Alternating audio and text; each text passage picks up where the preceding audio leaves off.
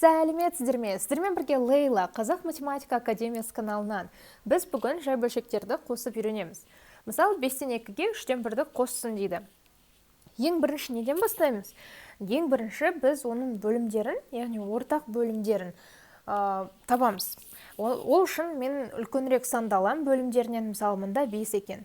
5-тің еселіктерін таба бастаймын. Яғни 5-тің еселіктері мына бірінші бөлімге де, екінші бөлімге де бөліну керек. Мысалы, мына 5-ті осы жазып қойайық. 5 деп. Басқа түспен жазайық бұны. Тура осы жасыл 5 болса, 5-пен. 5, 5-ке бөлінеді. Бірақ та 5-ті 3-ке бөлсек, қалдықпен болады. 5-ті 2-ке көбейтсем 10. 10-ды 5-ке бөлсем 2, бірақ 13-ке бөлінбейді. Келесісі 5-ті 3-ке көбейтем. 15. 15-ті 5-ке бөлсем 3 болады, ал 15-ті 3-ке бөлсем 5 болады. Яғни екеуі де бөлініп тұр. Екеуіне де бөлінеді екен 15.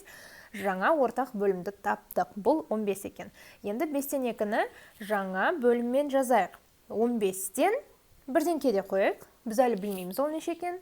Қосу дейік. 15-тен 1-ден кеде қоямыз. Ал бұл осы жердегі нәрселерді қалай табамыз? Ол үшін былай істейміз. Біз 5-тен 15 шығу үшін 5-ті нешеге көбейтуіміз керек? 3-ке, иә? Біз мына жерде сызылып тұрған нәрсені көріп тұрмыз ғой, 5 бөлікке бөлініп тұр, оның екеуі боялған. Енді осы 5 бөліктен 15 шығару үшін біз әрбір бөлікті 3-ке бөліп сызуымыз керек. Сонда бізде 15 бірдей бөлік шығады екен. Ал бөлейік. 1, 2, 3, 4, 5, 6, 7, 8, 9, 10, 11, 12, 13, 14, 15 болады. Осының барлығын нөмірлеп қойайық. 1, 2, 3, 4, 5, 6, 7, 8, 9, 10, 11, 12, 13, 14 және 15. Енді қараңыздар, біз енді көріп тұрмыз, 15 бөліктің нешесі боялған екен. Және 5-тің 2-і боялған болатын. Енді бұл 15 болып кеткенде, 15-тің тек 6-ы бөлініп, 6-ы боянып тұр екен. 15-тен 6. Ал енді келесін қараңыздар. Басында бұл 3-тен 1 болған. Айтпақшы, 5-тен 2 мен 15-тен 6 екеуі тең екен. Себебі біз ештеңені ұзартып қосқан жоқпыз. Біз тек қана ішінен тағы да бөлдік те, оны басқаша ғып жаздық, екеуі бір-бірімен тең. Ал енді 3-тен 1. Астында көріп тұрмыз, 3 бөлікке бөлінген үлкен фигура, соның біреуі ғана боялған екен.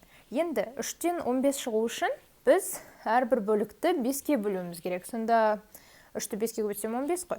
Сонда үшеу бәрін 5 бөлікке бөліп шықса, астында да 15 торкөз шығады екен. Осы боялған жерлерді нөмірлей қойсақ 5 екен.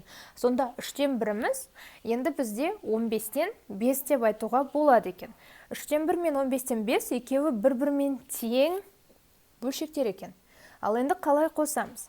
Ең жақсысы бізде ортақ бөлімдері бірдей 15 деп жазып қоямыз. Оларды қоспаймыз. 6-ға 5-ті қосамыз. Үстіндегі алымдарын. Ол 11 болады.